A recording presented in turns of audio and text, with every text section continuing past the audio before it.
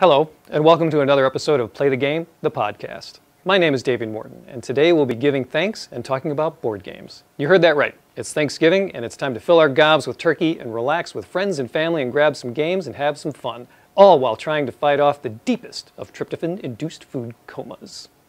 On this episode, we're going to be talking to the man on the street, otherwise known as you guys, and getting your opinions on what makes for some good gaming after turkey time. We'll be giving you our ideas on some fun games to play for the holidays, and we'll be talking with John Smeichel about his segment Small Jobs and get that ball rolling all here on this episode of Play the Game.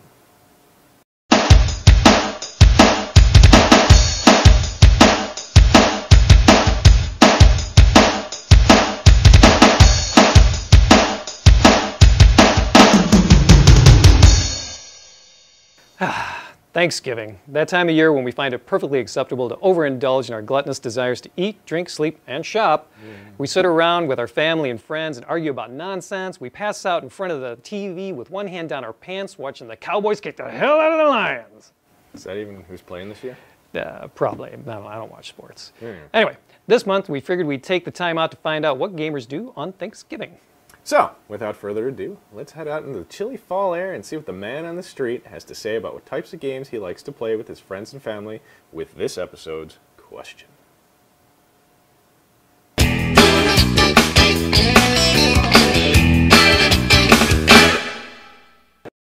Catchphrase. What is it about catchphrase that makes it good to play?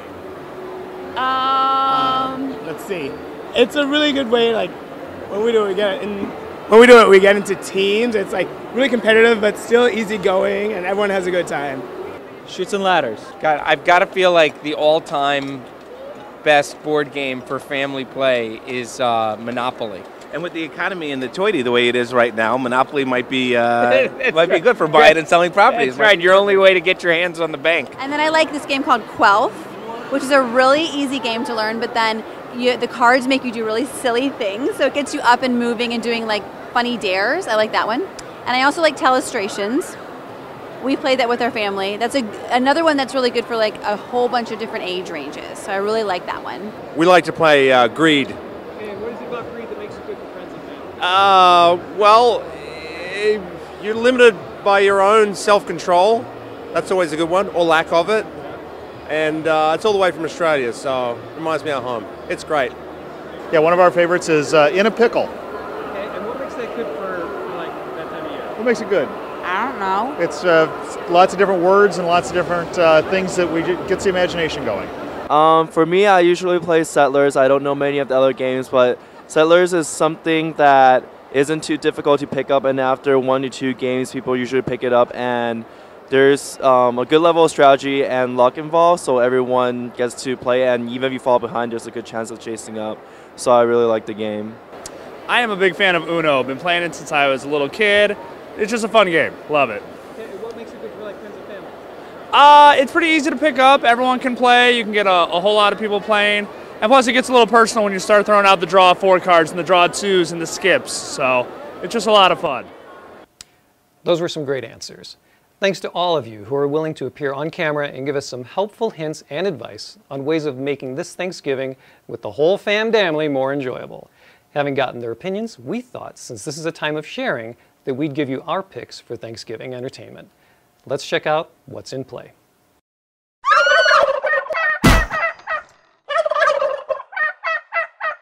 So, Yes. my pick, after a whole lot of thought and careful consideration, is a role-playing game called Fiasco. Heard of it? Bully Pulpit Games. Yep. Okay. Fiasco is the kind of game that's driven by character and story. It's like a movie, and I think that's very much what Bully Pulpit was going for when they made the game. Now, the basic idea behind the game is that you're telling the story of a group of characters who, through a series of circumstances that you set up with the play set and the dice at the beginning of the game, are just going through their daily lives and trying to fulfill their own needs and dealing with any repercussions, fallout that come along the way. Gotcha. Sometimes, well, and a lot of the time, bad things happen. Characters die. Yes. Terrible things happen to them or to people they love. Excellent. And crazy storylines just kind of abound from all of that. And it's really funny when that happens. Sounds like a good game. It's a really good time.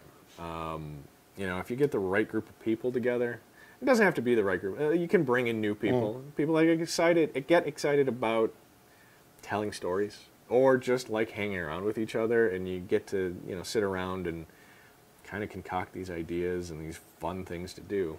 It's a good time. It's a very good time. Is it kid friendly though? Kid friendly? Young kids? Little kids? No. No. Okay.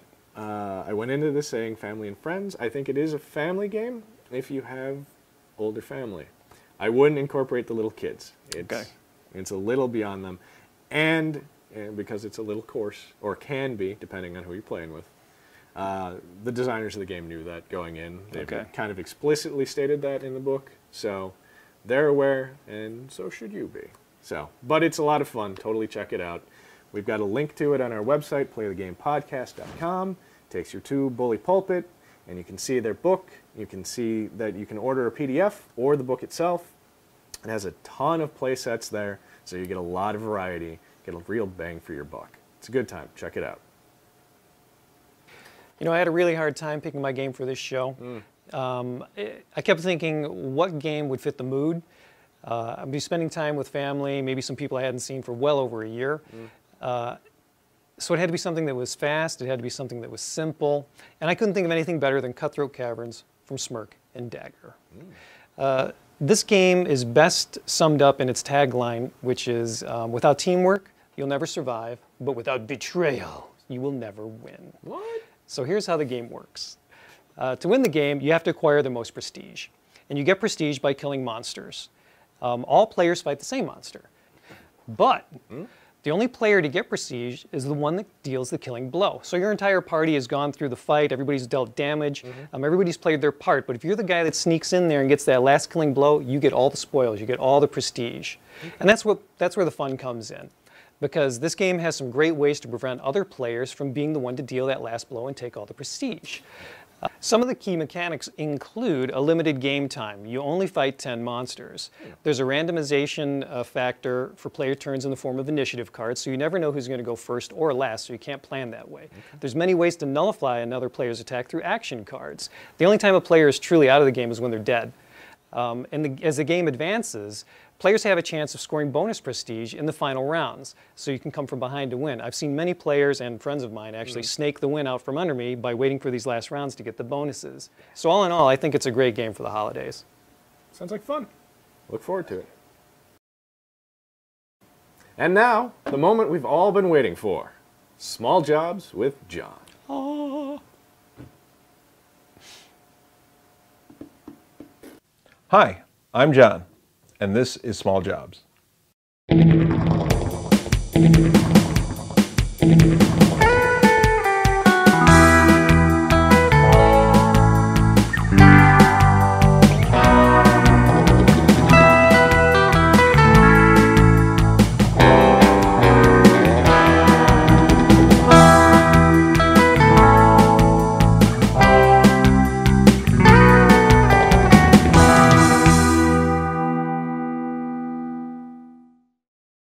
So first things first, let's talk about how miniatures are actually manufactured nowadays.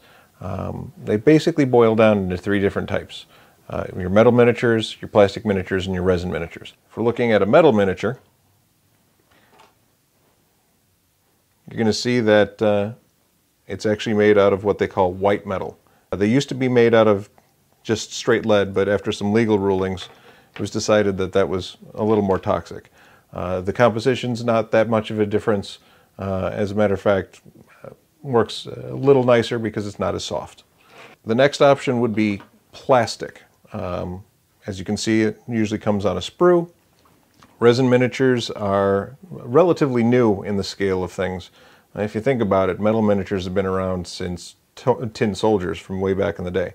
But the new resin miniatures are extremely high detail. And that's pretty much the three different types of miniatures that you'll come across. And now it's time to start cleaning it up. First thing is, you might notice that it's attached to something called sprue. Sprue is the little connecty bit that's part of the molding process. remove them from the remove the pieces from the sprue. What you want to do in this case is make sure that the flat side of your diagonal cutters is up against the part in question. So that way you get a nice clean cut. First thing I'm going to do is kind of look, see where the parting line is. The parting line is the seam between the two halves of the mold.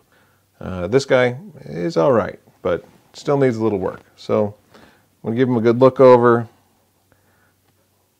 Looks like there's some parts along his legs. Helmet, we'll get to that in a little bit. That'll be really kind of a neat job there. As I said, one of my favorites is the round file. I'm working the inside of his legs at this point. For the tighter corners, like under his armpits, in between plates of armor, this is where I'm going to use the triangular file. And then working around the head, since he's wearing a helmet, I'm going to use a flat file to kind of work on that one to get a nice texture to it. If there's any tricky spots, this might be one of those cases where I'll go and grab one of my dental picks and kind of work through there.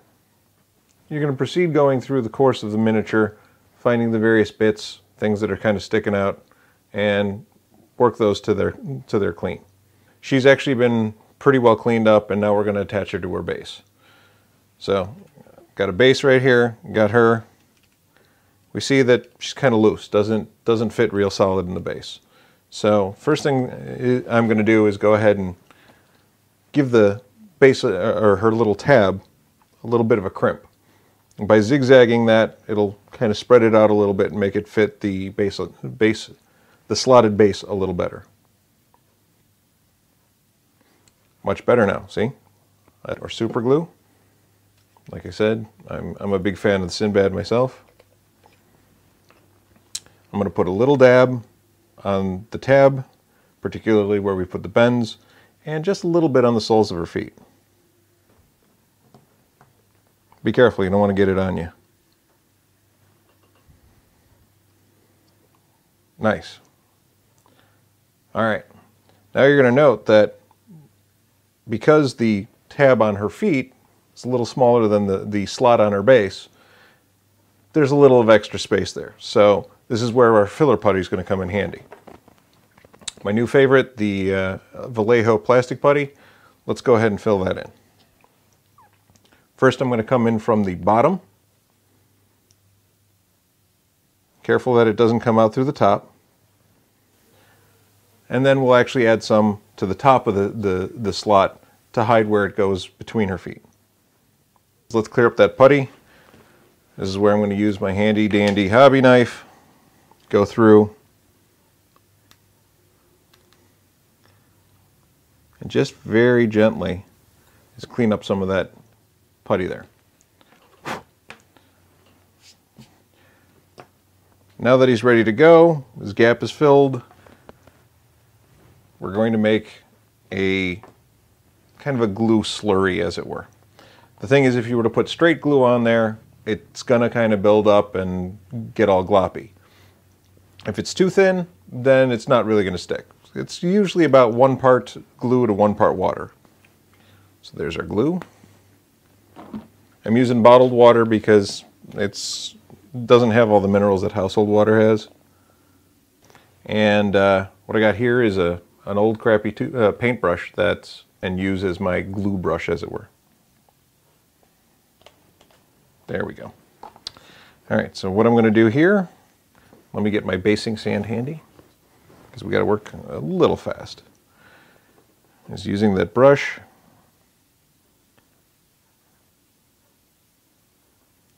Going to work the glue in and around his feet, over the seam. Make sure we got all our bases covered here. Haha, that's funny.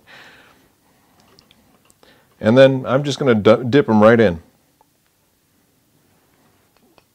Dust it off, give it a little tap, and then I'm going to quickly just wipe away the extra sand with my finger. So there you go. Doesn't look much right now, but once we get the spray paint on it, it's going to look like he's standing on some rough gravel there. And that's our basic basing. To see extended footage of what we've worked on today, be sure to visit playthegamepodcast.com under the section for small jobs. Well, that was certainly fun. Thanks to John for showing us how to prepare our minis. Look forward to more small jobs with John, a regular fixture here on Play the Game. And now...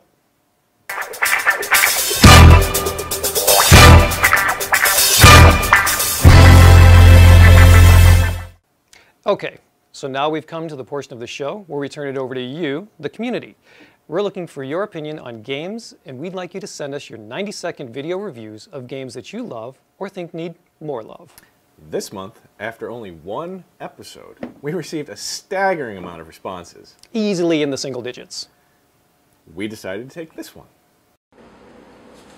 So I am here to pimp the game Killer Bunnies. Why? Because it is a very fun social game. It involves cards and a ton of booster decks, so it always is changing, it's always new, it's always something fun to do with your friends. So the basic cards are, you're looking to get carrot cards, which are these, and there's 20 of them, and then the end result is part strategy, part luck. You don't know which carrot is going to win, and that's what you need to collect as many carrots, but even if you only have one carrot, you still might be able to win. The other part of it is you want to have bunnies, because without bunnies you can't win the game. So there's a ton of different bunnies to choose from the basic pack, which has these, and then they have fun new ones that are bunny heart, that are specialty bunnies. There's ones that are multiple colors, and then they've added in other new things too, like having zodiac signs, because the zodiac signs will help you win too. And along the way, you're trying to keep your bunnies alive, but there are traps along the way, like mouse traps. There's play immediately cards that will have a terrible misfortune that'll kill your bunny, like this one, which gets your bunny run over by a road pizza truck. And then there's cards that'll help you along the way too, like the magic spatula, which will help you to fend off anything bad that's happening. And then along the way you also have to feed and water your bunny, and those are part of another deck. So there's tons of components to it. It's tons of fun. It seems like a lot, but the instructions are really easy to understand, and there's tons of dice, and who doesn't love dice? So I say Killer Bunnies is an awesome social game to play with your friends. Just kick back, get a few beers in you, and you'll have a ton of fun. And that was this month's Pimp Your Game. Check out the website for a few more pimped game videos. Keep them coming, folks. We love hearing from you and your love of gaming. Well, that's about it for this episode. Next time on Play the Game, we'll be heading over to Dice Dojo for a little shop talk. We'll ask the experts what got them into gaming, and we'll join up with John for more of his segment on painting minis, small jobs. Have a happy Thanksgiving, folks. Eat lots of turkey. Gobble, gobble, gobble. Tasty.